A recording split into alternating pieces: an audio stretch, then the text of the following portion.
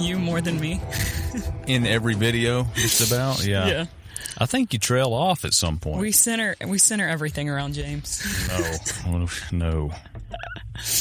The videos seem to turn out that way for some reason, It's though. funny. It's not intentional. It's me choosing humility. Oh, our videos have gotten better, though. Slowly but surely. We have a light. We have a light now. Yeah, a little bit at a time.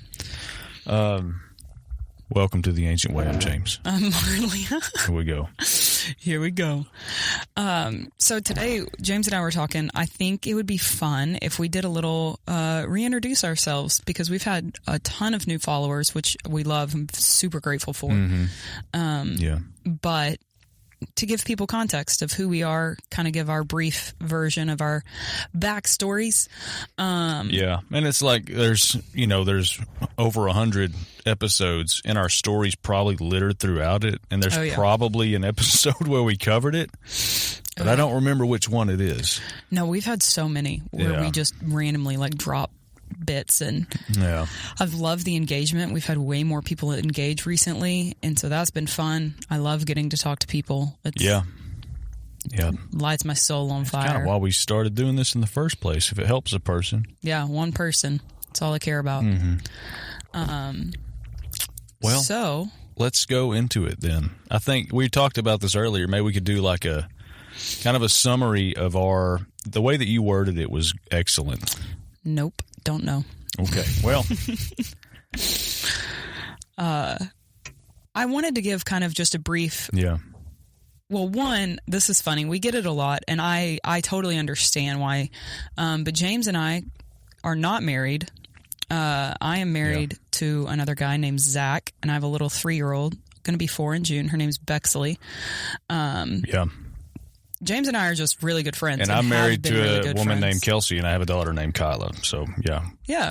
We're just good friends. I don't know, I guess a couple of times the go-to is just it's kind of funny. It's like, why is that the automatic? There's been a mild assumption, which is, whatever. That's okay. But we wanted to clear the air. We're not married. Yeah. We're just good friends, have been good friends. I feel like our families have been intertwined, just like his brother Jake worked for Zach and I for a little bit. And, our stories to that point are intertwined. Yeah. Yeah. Yeah, which I think is just cool. I think it's the Lord and what the real body is. Yeah. But, my husband's definitely more, he likes to be behind the scenes. He's not much of a, doesn't want to be on camera. Yeah. Or talk. And which we had talked about having our spouses on and having just another quad episode where we're all talking and stuff like that. Yeah. I don't know that Kelsey would want to be on here either. I don't know. Zach, it was hard to negotiate. Oh, okay. You have to twist arms. Yeah, he's like, I don't know. Yeah.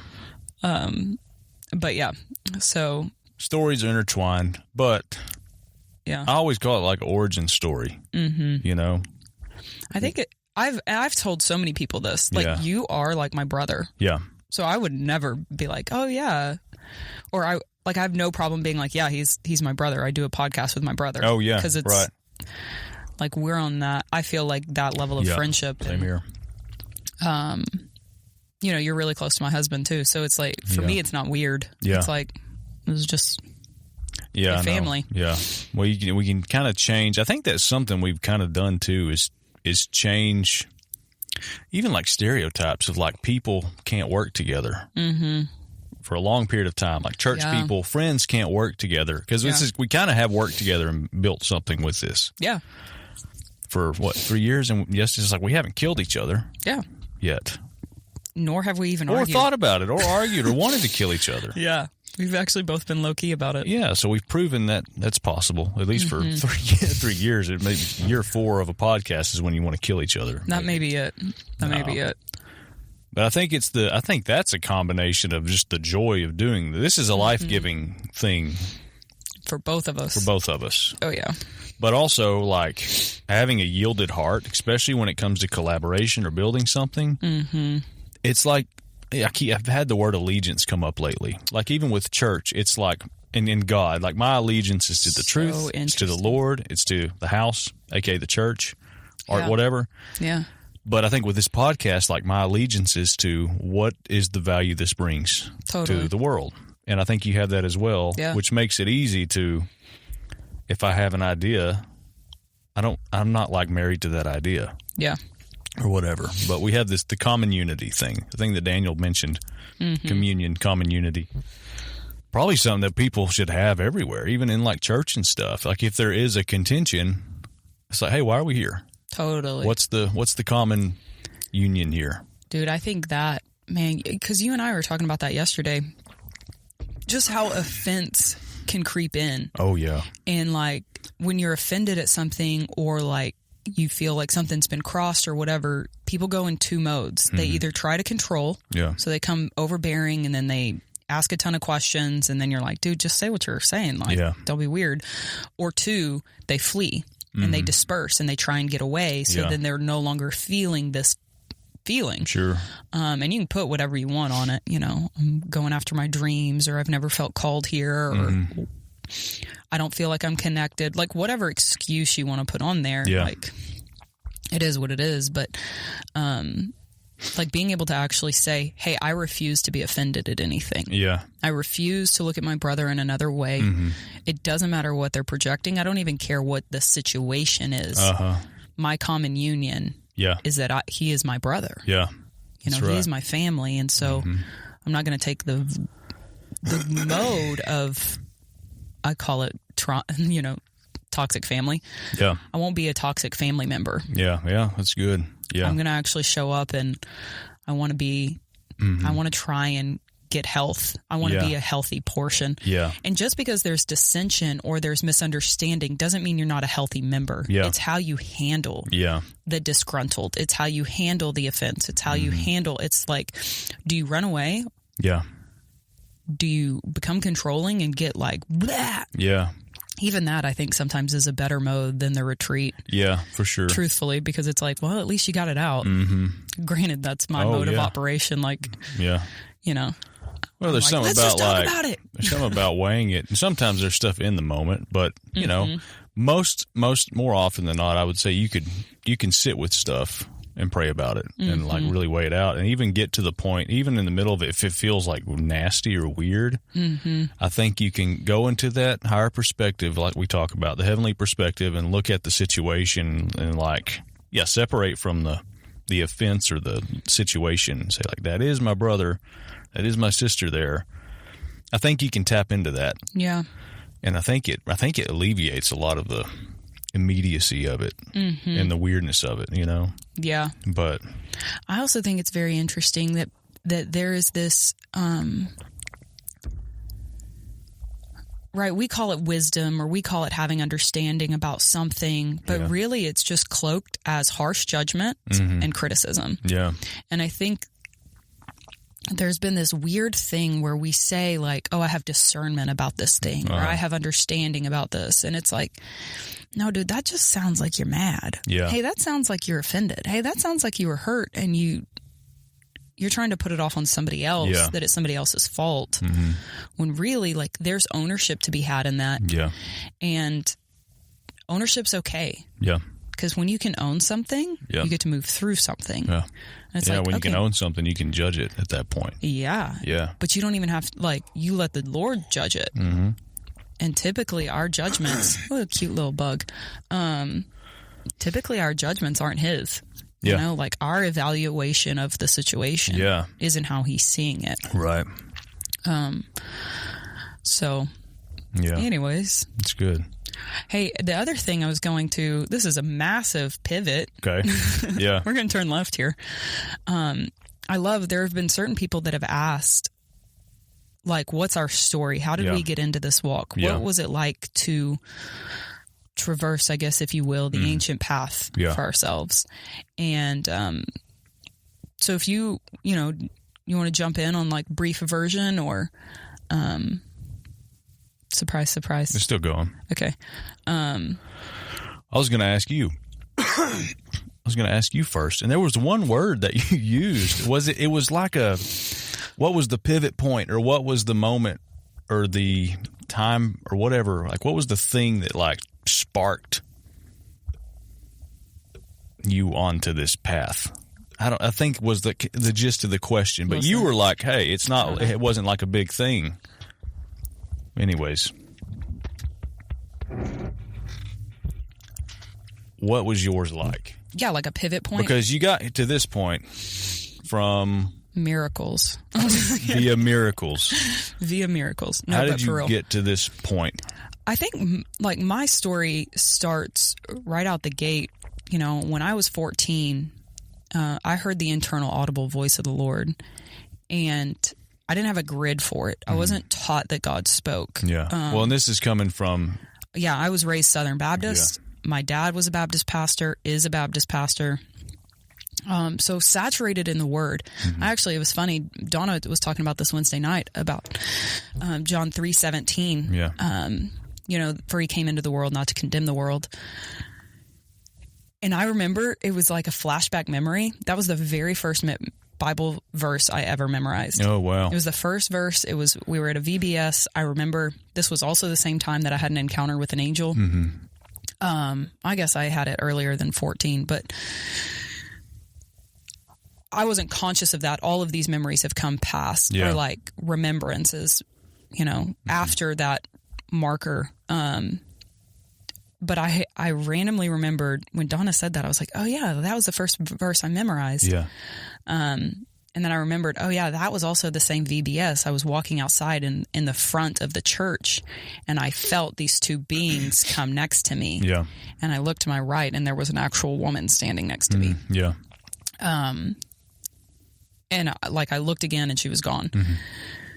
But I remember feeling that way, like, oh my gosh, like just so much love, right? Yeah, yeah.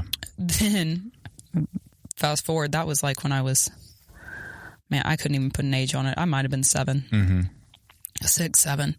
Fast forward, then my whole world unraveled, and it was very traumatic and a whole lot of chaos, and you know. But then at 14, I heard the voice of the Lord, and I didn't even know this. I got baptized on Resurrection Sunday. Oh, cool. Wasn't even planning that. It was just a week after I'd heard that voice. Where I was like, oh, I've got to do this thing, only to be met with shame. You know, my mother was like, how could you do this to us? We thought you were a Christian. Yeah. Like, yeah. How could you expose our family? And I was just like, what is happening? Anyways. Yeah, it's kind of like, that was what I was going to ask you, with the whole background, like, what did you have to, like, walk out of or unlearn or unravel from or untangle from? But also, like, even that scripture that Donna gave, it's like, what was the good stuff? Yeah. If you at least had the scriptures surrounding you at that point, was there something you could, you know, something good you could pull from? Yeah, I think for me, the biggest thing my filter was for a very long time is that there was so much resistance in me forging this new path. My family didn't really understand.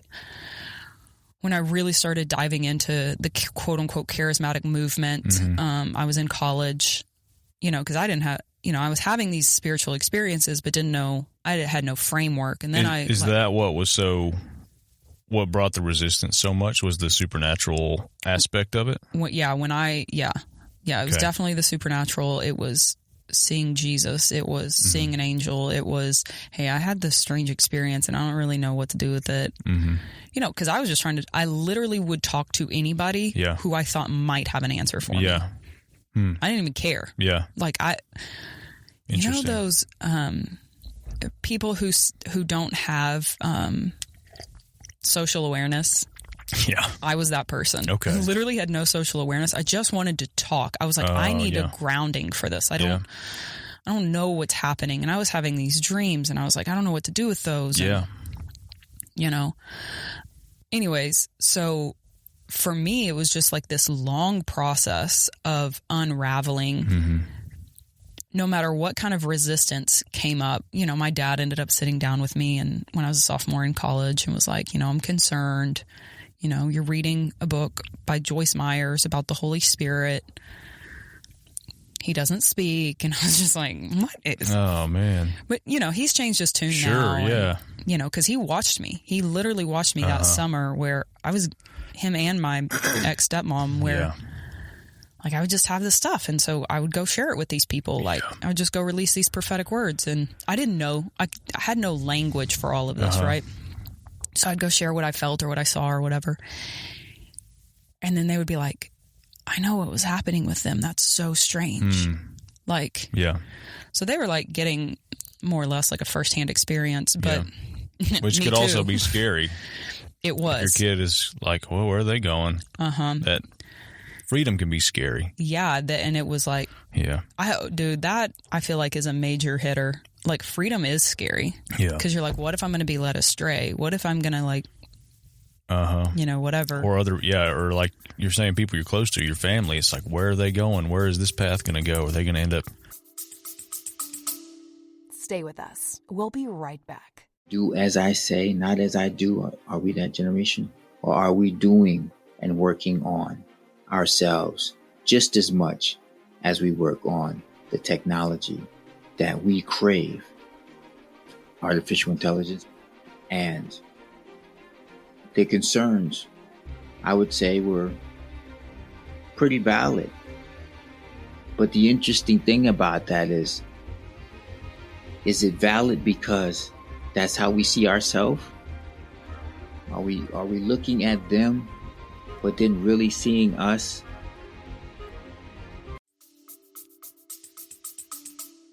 Oh yeah, are you going to be a heretic? Are you going to be?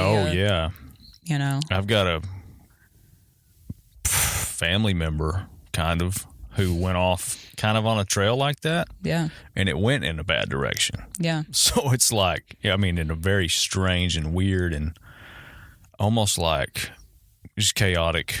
Like there's no fruit there, in a very strange place. But I think that's the key is like the fruit. Like what fruit are you growing in? Yeah.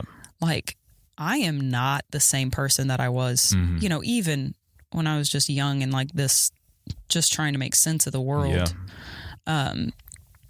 But I had a lot of anger. I had a lot of shame. I had a lot of, still now, like trying to navigate those emotions, but like, I'm more at rest. I'm more gentle. I'm more understanding. I have more compassion. I have so much love for people that I've, that was the first thing, even when I came to Hoff, like in January of 2013, there was like, maybe 2 people up there leading worship. Yeah. And I remember I walked up to Nicole and I was like, well, that's cool. I was like, I play a couple of things, I'd like to pitch in. Yeah. Whenever, or maybe I said, maybe. Yeah. And then, she was like, or no, I just even told her like, hey, I didn't even say pitch in. Cause I was just like, hey, I play a couple of instruments. Like I play the guitar. And she was like, well, maybe you can join. Okay. And I said, no, I don't really like people. Yeah. Like that was my like knee-jerk reaction. I was like, no, I don't like people. Yeah. And, I was thinking about that driving in this morning. It was just funny. How silly, because I freaking love people. Oh yeah. Like I love being around people. I love pouring into people. I love like coming alongside people. And so it was just funny. That is funny. It's just funny how you can respond out of pain. Yeah. But feel you on that one. Yeah. So it was just like this, for me, it was like this, what felt like a forever journey, but still is, I'm still in the journey. I'm still in the process. I'm still like unlearning and relearning. And I haven't figured this crap out. Yeah. I'm just where I'm at, Well, there's something in that earlier, younger Marleah of, I'm going to go read this book, this out there scary book. What is that little moment like of making that decision of like, it's worth it to go look and see? Dude, I was so much more hungry. Yeah. Like the hunger outweighed the criticism for me. Yeah. I thought it was funny that Justin Paul Abraham actually commented on that, the New Mystics book, because that was the second book I picked up. Oh man. Okay. And, it was, and then I was listening to Kim Walker, who led worship by speaking in tongues. Okay. Yeah. Everybody thought I was real off the rocker. And I'm sitting there literally, this was back when MySpace was popular. Yeah. And I'm like, I was about to ask you what time frame this was. So I'm like MySpacing Kim Walker. And I'm like, can you give me a grid for this? Yeah. And so of course, like she responds to me and helps me like land it. Oh, it was incredible. Wow. This was very early in her career. Yeah. This was like, 2008. Okay. It's funny, yeah. Yeah. But so she's like MySpacing me. I'm getting a grid work for this. Yeah. Like, that's when I started traveling to see all these different people. Cause I was just like, yeah, I don't know. Like I listened to Bob Jones all the time. Yeah. I went and literally followed him. I followed him out to California just to hear him speak. I would go to North Carolina just to hear him speak. Yeah. Kansas. I went to Kansas City at one point. Not gonna lie, that had weird vibes for me. So it's kind of funny that. Yeah. Anyways, won't go into that. But so I was just hungry. I wanted to find. I was following Bobby Connor at the time, Paul Keith Davis, and I was just like, what? Yeah. What is this grid? Yeah. But more than anything, more than following a man, I met the Lord. Yeah. And it was just the hunger of him, and I could feel that they knew him. Yeah. And I was like, I really want to know him. Yeah. I want to know him more than anything in the world. Yeah.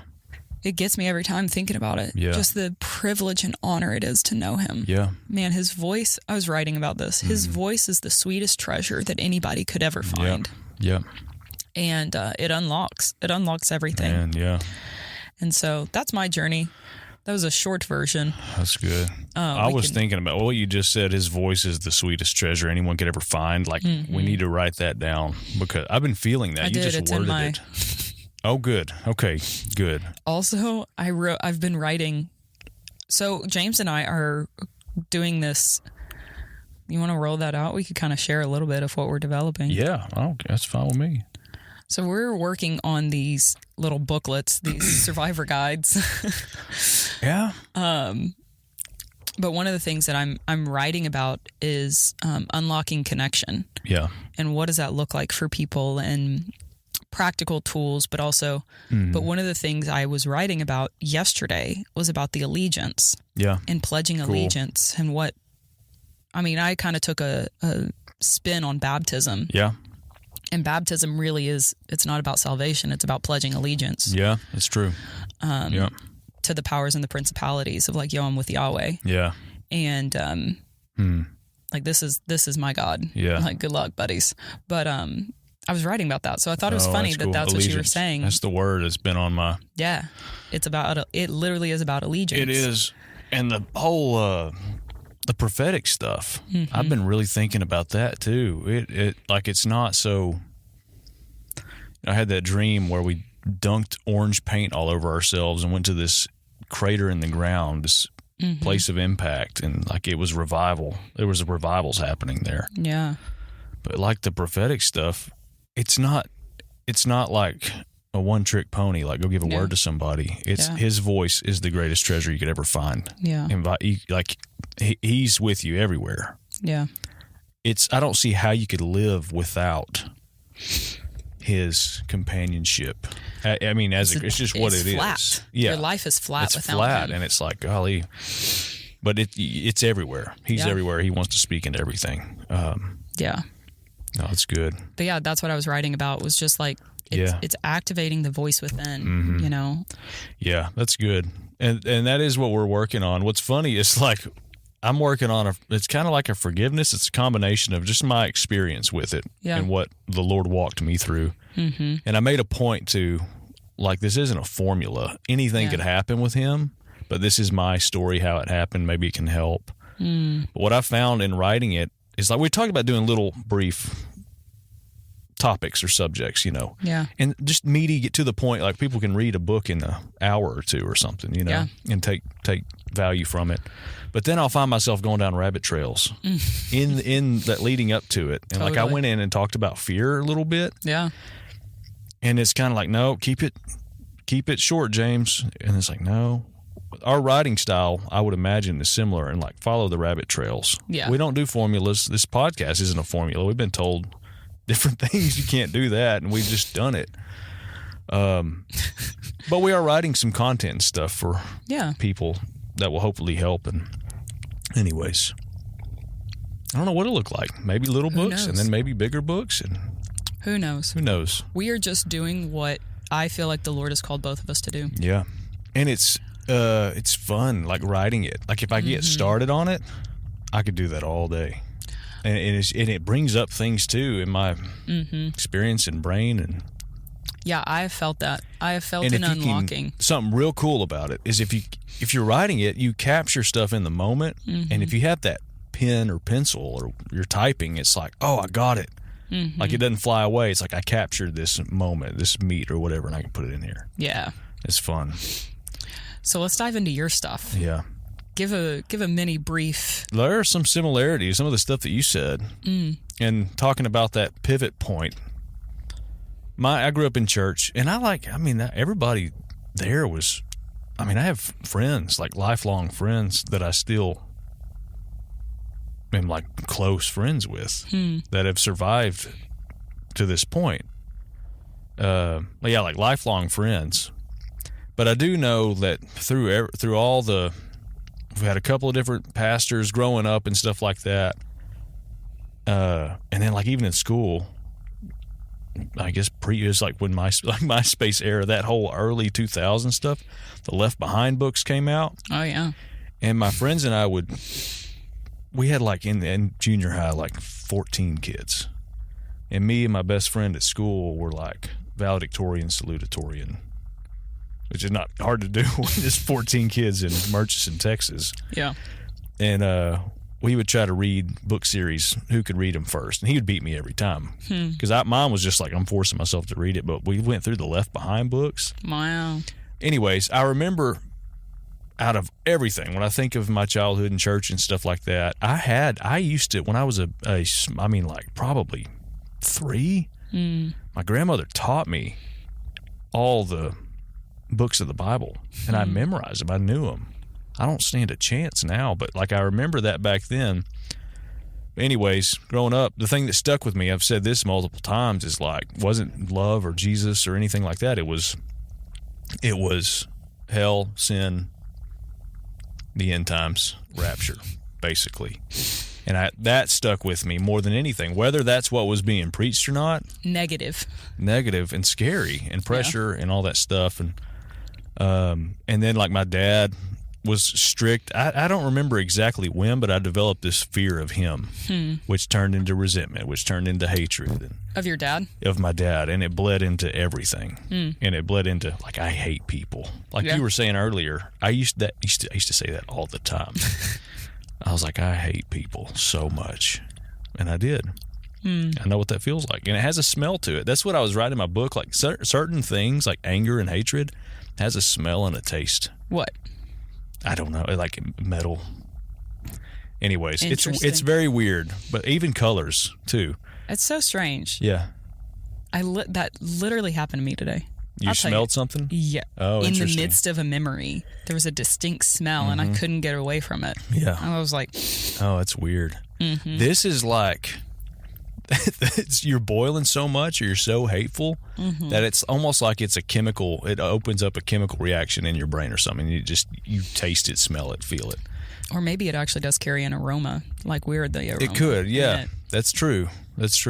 Actually has a distinct smell to it. Not a good one. Yeah, just anyways, that was a thing, but that was what stuck with me through all that. And then that, when you don't like pay attention to it and you just kind of go through the motions of stuff, it kind of like stays there and grows and like festers and gets worse.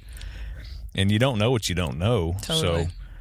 So, so got bitter, all that stuff, and there was like a 2-week period. I mean, I was smoking, drinking, just going through the motions. Yeah. None of my creative stuff worked out. That's a tough one for me. I'm a creative person, and like I have kind of an allegiance to that. Like I would rather not be here. I want to fulfill my purpose and like what I do. I want to be James here. Yeah. I don't want to be somebody else. And that's hard to do when you don't know any better. Ooh, that will preach. Yeah. Yeah. It's hard to do, but it's solid. It's tough when you don't know who you are and you just feel stuck, stranded, kind of choked out. But it would kind of bleed through my jobs and stuff. I would do whether it was humor or creativity, anywhere it could come through. Anyways, going through the motions, and then in this 2-week period, like all these monumental things happened at one time. that kind of, I'd say, woke me up a little bit, or just definitely shook me. And it was like the car accident. My mom got misdiagnosed with cancer while I was in the first scene of a movie, which I always wanted to make movies. That was one of my big dreams. And I finally was in the first scene ever in a movie.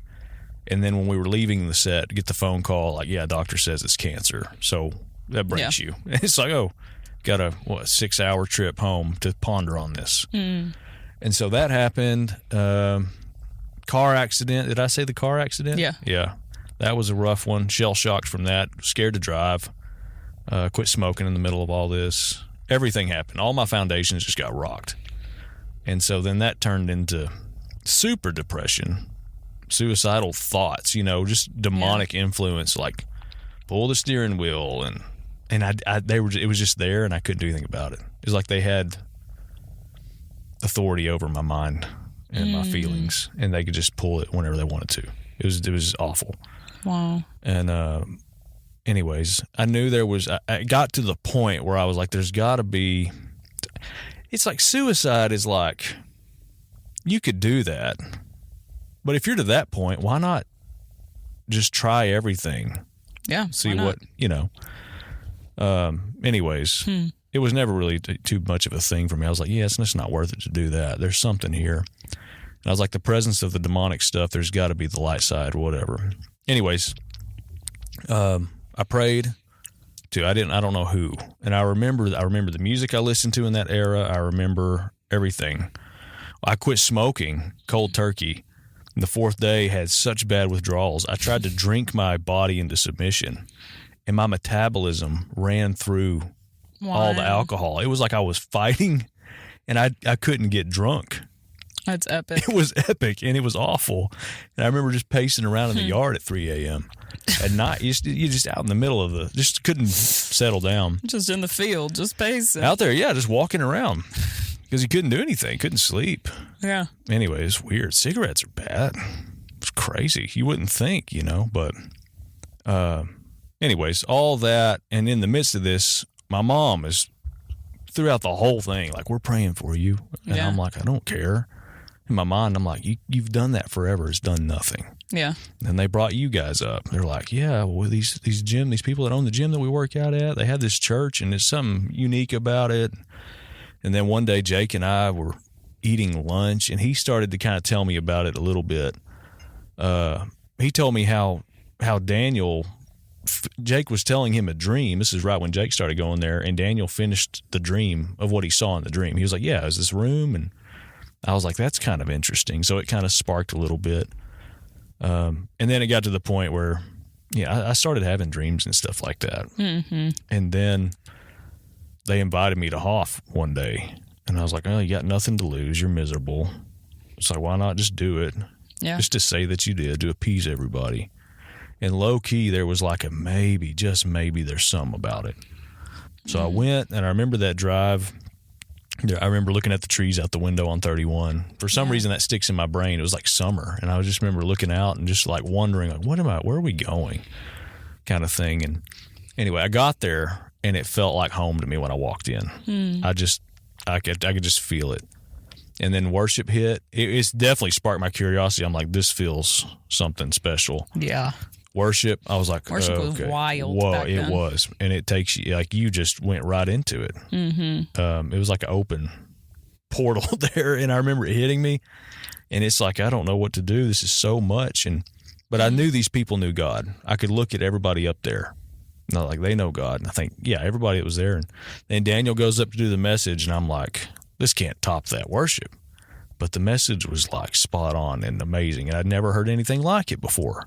Yeah. And I'm like, what on earth is this place? Anyways, everything was like, this is it. And I just felt like a Tetris, the game where you just click into place. I'm like, this is my house. Yeah. And I didn't know anything. I was very insecure. And then, I mean, they talked about Wednesday nights, and I just started showing up to stuff. I told you this. What was interesting is like it was like maybe after the first or second time I was there, they announced, hey, we're having a summer get-together at the lake or whatever. Mm-hmm. Everyone's welcome.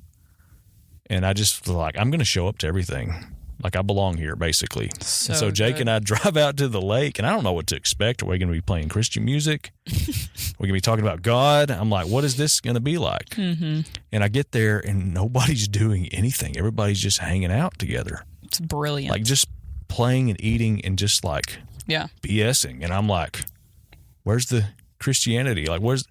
And that was it. It was almost like a deeper form of, like, true, like, communion. Yeah, man. Like a house. And that was a legit family. And I didn't know what to do. I'm just like, this is weird. But it's beautiful looking back now. Yeah. Because everybody was just being together. Yeah. And so that just, after that, I just started showing up. And, like, I didn't know who Bob Jones was. I didn't know who Bobby Connor was. Even though we had the same hometown, I didn't know who any of these people were at all. And I just kind of showed up like a stray dog and just hung out with you guys. And all I wanted was everything he had for me. Totally. And he started to give me dreams and stuff, and I desired it. And there was like a zeal at the beginning, and then I would test the prophetic, like, show me something, and I couldn't get it, but I just kept on. Yeah. That scripture, earnestly desire that you may prophesy. I just kept on with it. And then it was like one thing would happen. I'm like, oh my God. And I valued it so much. Like, oh, I saw something. And then I'd be faithful with it. And it compounded. I think I want to hit on that real quick. Because I think there's always this drastic misconception that prophetic or prophecy, one, they think there's misconceptions that it's for the elite, that it's for the prophets. Like, even prophets, like, they just serve in a function and a role. That's not who they are. Yeah. I mean, a prophet is somebody that hears God and relays it. It's okay. I can put mine on. Yeah, let's do it. I got a full battery. Yeah, but Hold on literally, if you think about it. Oh, I'm sorry. I'm going to listen to you. Okay. I'll lose my train of thought. No, you're good. I was just going to say, like, prophecy in and of itself is just the ministry of connection. Yeah. Like, you have to hear God to release the prophetic word. So when you see a vision or you see something, like, that's connection. You're meeting with God in the midst of that. It's literally just meeting with God. It's like every vision that you have or feeling or impression or whatever, like, that is his communication. Yeah. So you're in connection. Well, that's what you said. You're in the council of God. Like, you're there. You're standing in the council. Yeah. Yeah. Yeah, that's good. I think that's what all the prophets did. Mm-hmm. They were the ones that actually just went and accessed what has actually been there since, I believe, the foundations of the earth. Yeah. Because he was crucified before the foundations of the earth. But anyways. No, that's good. Yeah, I just desired it. And I saw you guys function in it. Mm-hmm. And one of the first things, I had started reading the Bible when I started going to Hoff, like, maybe there's something to it.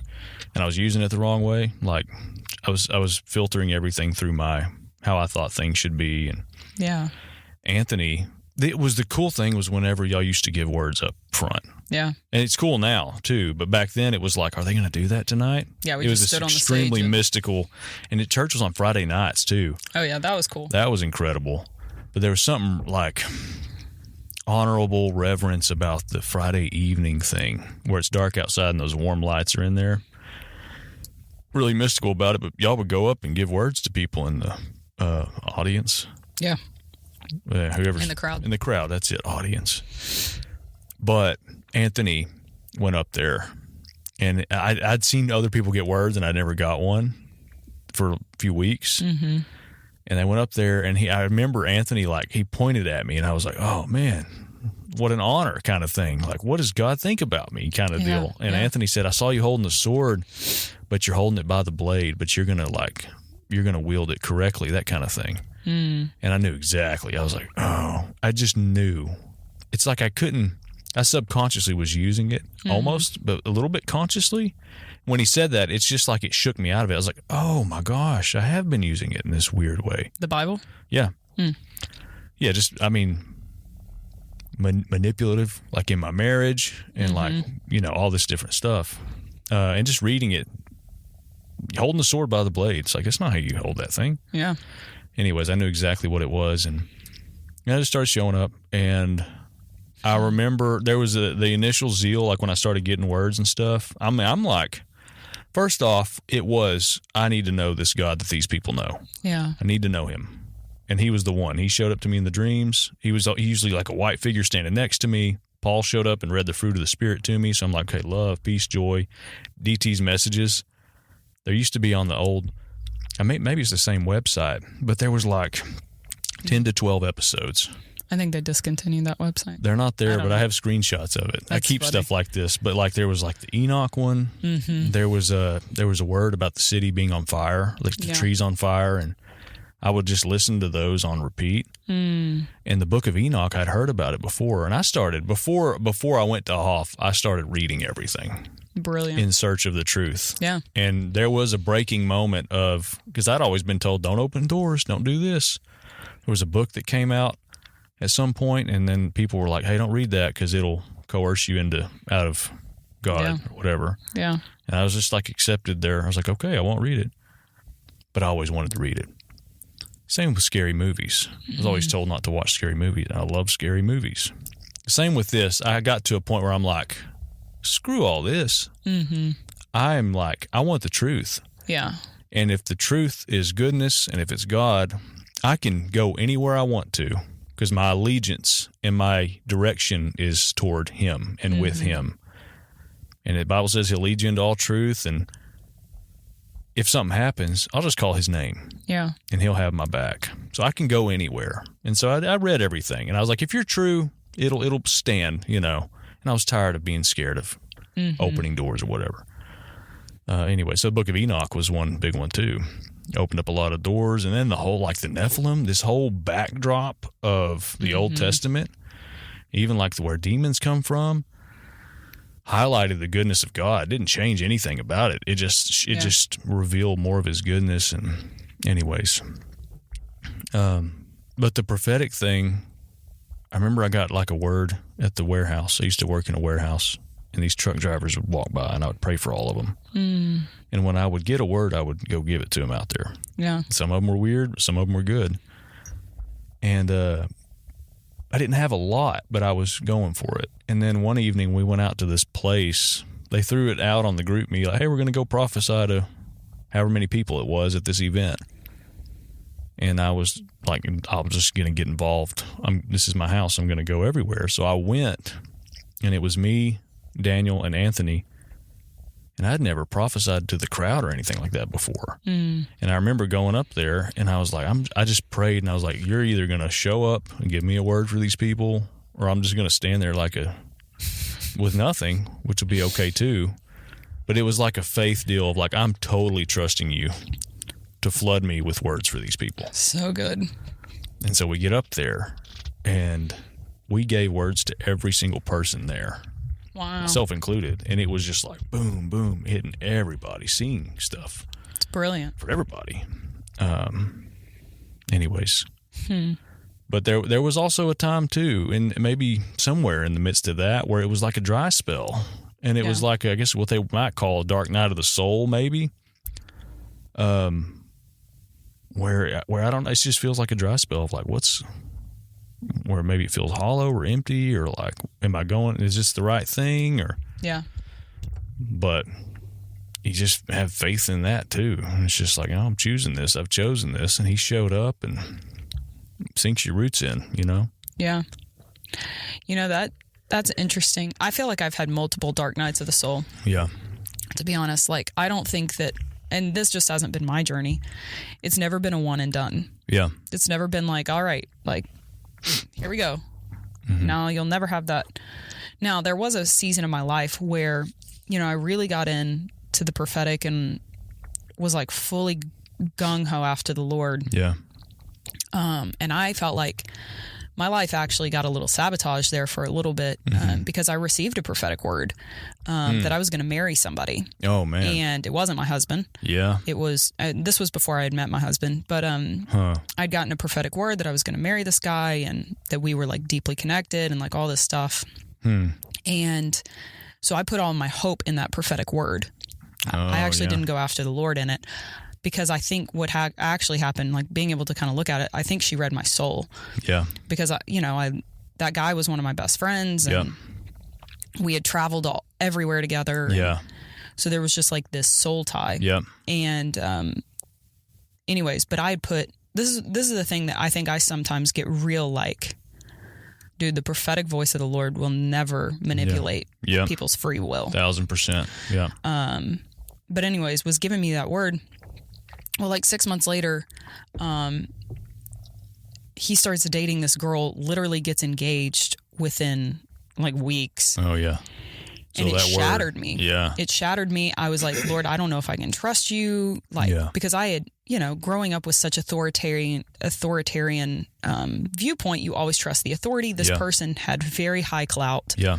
I won't say who it is, but someone that you would be like, oh, they should never get something wrong. Right. That's a fallen view, but you know what I mean? In my very immature state, I thought that. Yeah. And, anyways, but it sabotaged me for a year and a half. Like I went the opposite direction. I ran the opposite direction. Yeah, I had so much pain. I got into relationships I never should have gotten into. Yeah. One specifically that I felt like was trying to take out my life. Interesting.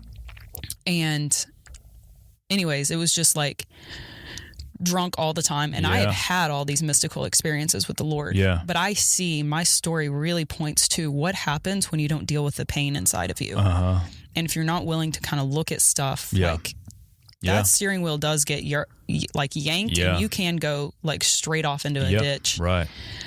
And I think that's where like the coming of trust in man, you can see like, if you are trusting in man more than you're trusting in the Lord.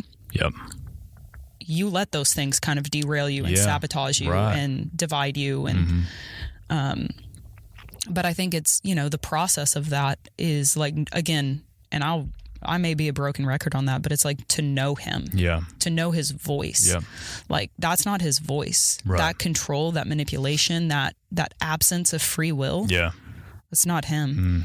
Saying that you have to do something like you have to go this way. It's not him. He is an inviter to all things. He sets a wedding feast and he invites people. He doesn't demand that they come. Yep. That's true. Anyway, so.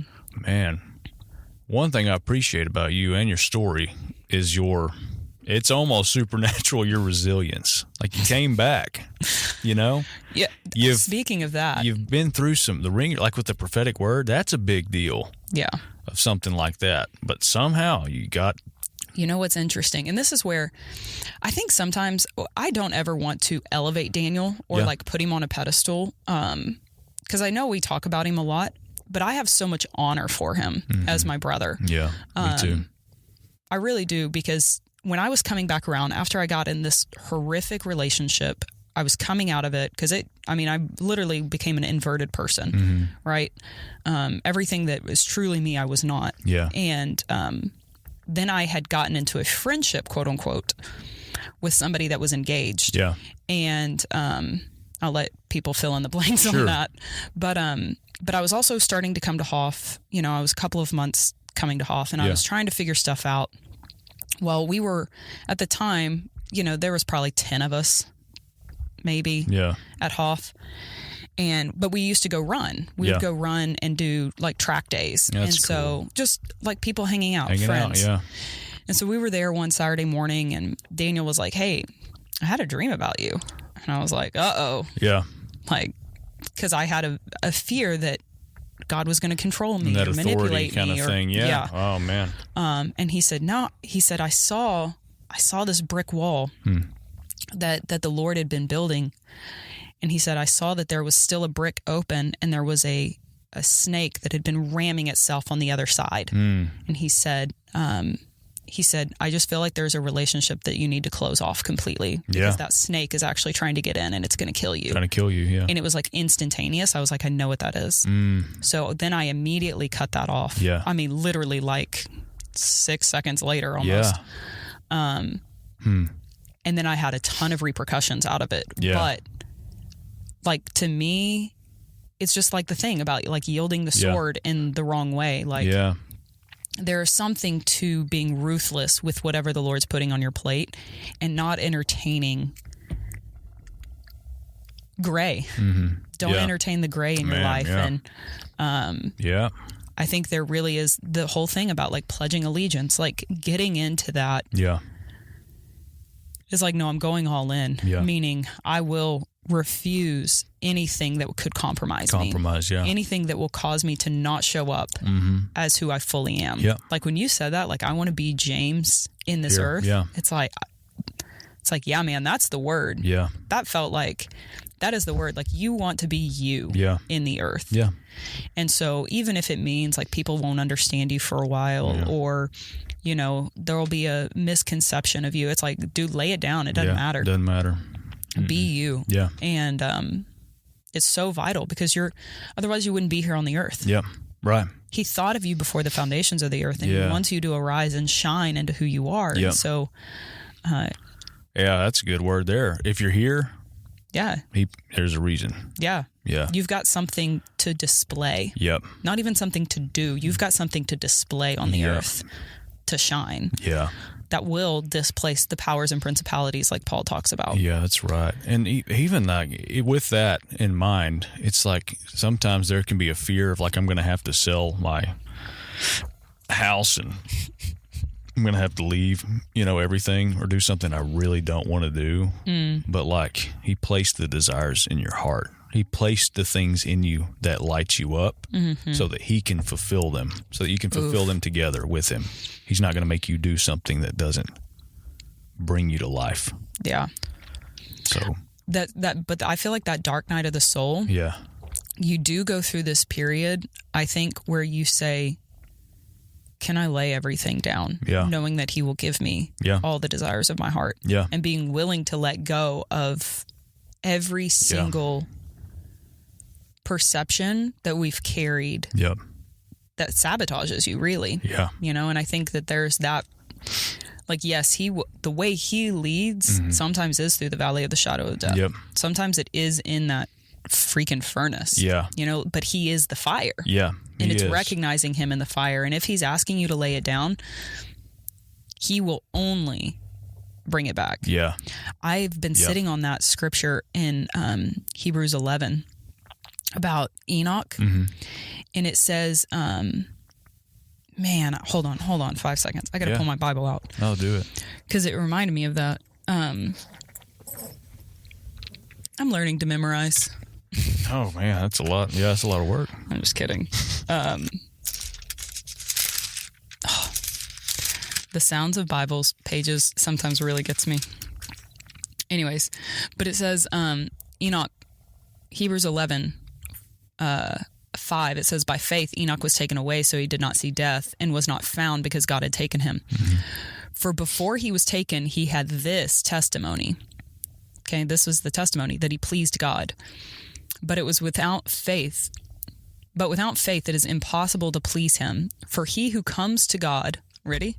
Must believe that he is, and that he is a rewarder of those who diligently seek him. Wow, Those are that's like, good. Talk about, that's what faith is. Faith is believing that he is, and that he will reward you for seeking him. That's it. So that you're not left in the dust. And you're not left doing all these things that you hate. And it's like, no, he's actually going to reward me with life, an abundant life. Like, this isn't a mean dad who wants to punish you. That's true. Because perfect love casts out fear, for fear has to do with punishment. And if you're afraid, like, hey, I'm going into this thing and, you know, I don't want to be led astray or whatever that narrative can get caught up in, it's like, do I feel like I'm going to be punished by this? Do I feel like I'm going to get smacked by somebody or something? If you do, that's not him. Right, You know, he will never let people go astray. That's good. You know, he's going to follow people. Even if they're going into deep darkness. Right. You know, even David said, if I make my bed in Sheol, there you are there. That's a tough pill to swallow, dude. It is. That means... But that's it, though, because it's not there's a misconception that he's a genie that grants you all the things you like and protects you from life. But it's like, he doesn't protect you. You're exposed to the elements.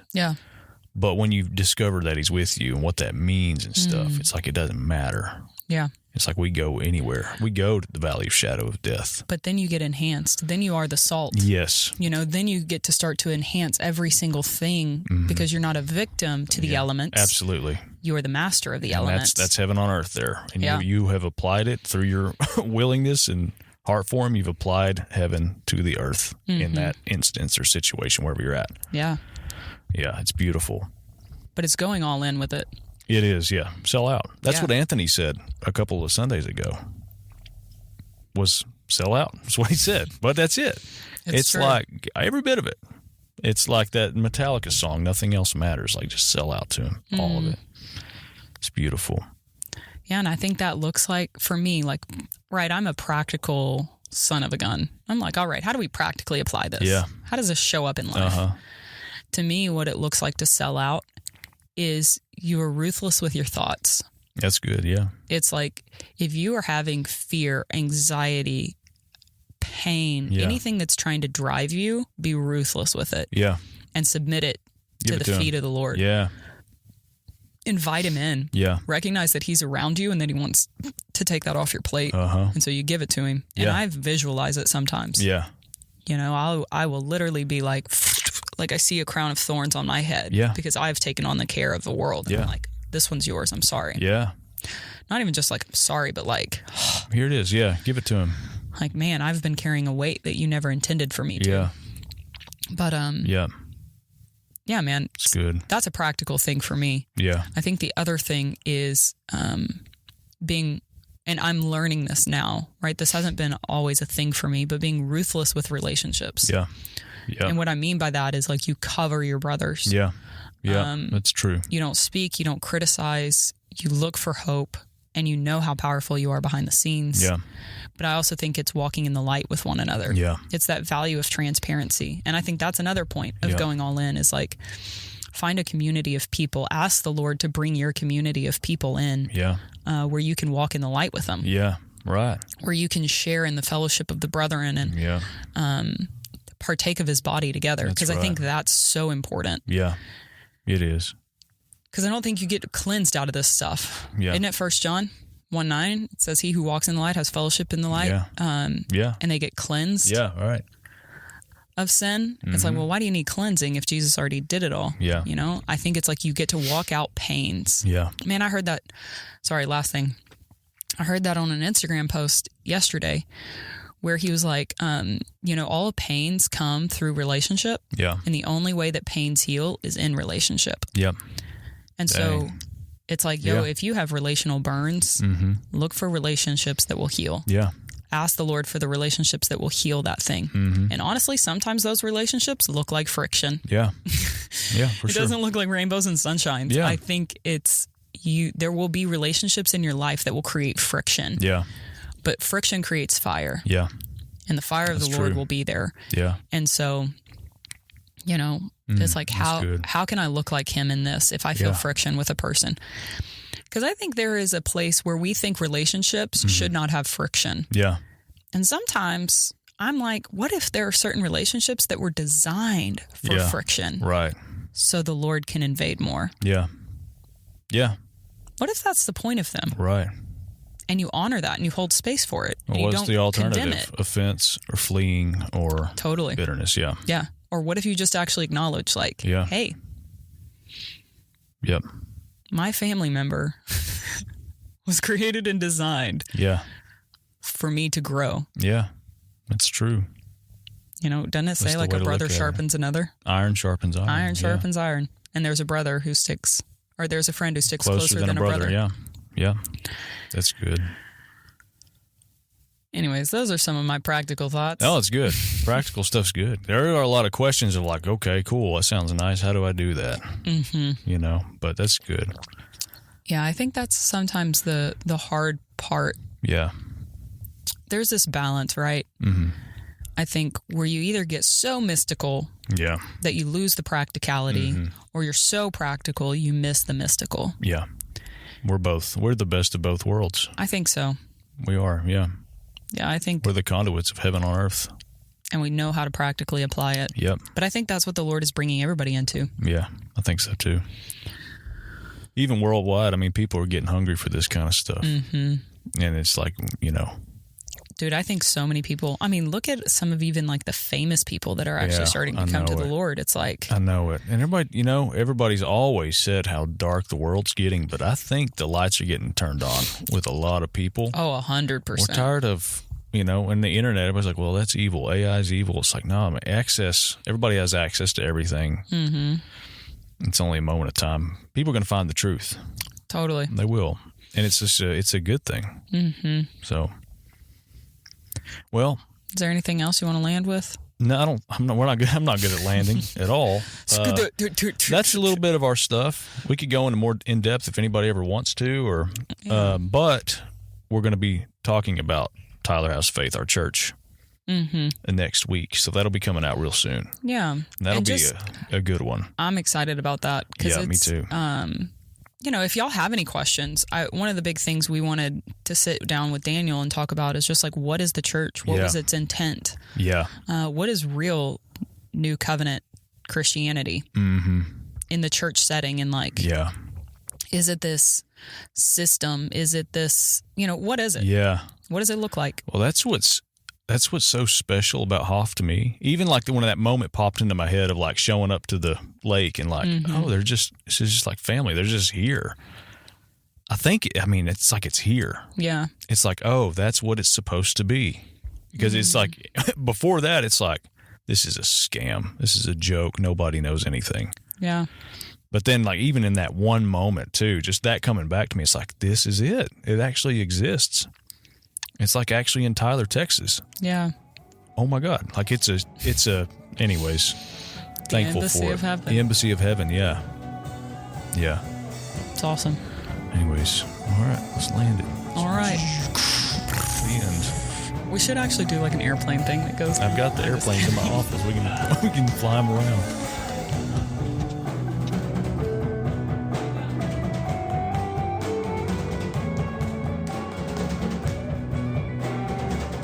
If you enjoyed this episode of the Ancient Way podcast, drop us a like, share with your friends, share with your family.